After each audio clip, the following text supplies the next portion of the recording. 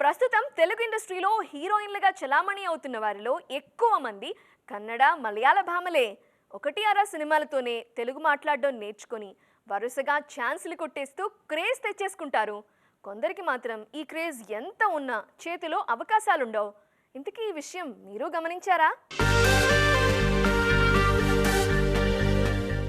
ఉంగరాల చుట్టూ సుందరి అనుపమ పరమేశ్వరన్ టాలీవుడ్ లో most wanted girl.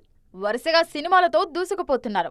సంయుక్త మీనన్ అయితే టాలీవుడ్ మీదుగా బాలీవుడ్ జర్నీ స్టార్ట్ చేసేశారు. అటు నయనతార, కీర్తి సురేష్ అయితే మరో అడుగు ముందుకేశారు. ఇలా ఛాన్సులు కొట్టేసేవారు క్షణం తీరిక లేకుండా దూసుకుపోతుంటే మరికొందరు మాత్రం ఉన్న పళాన వచ్చిన క్రేజ్ ని క్యాష్ చేసుకోలేకపోతున్నారు.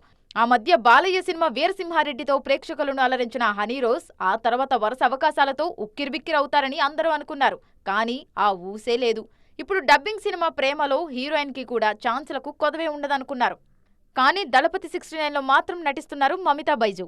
అంతకుమించి ఏవో ఒకటి అరా తమిళ చిత్రాలున్నాయి అమ్మడి చేతిలో. టాలెంట్ ఉంటే సరిపోదు, వచ్చిన పేరును క్రేజ్ ని క్యాష్ చేసుకోవడం కూడా కళే అంటున్నారు నెటిజన్లు.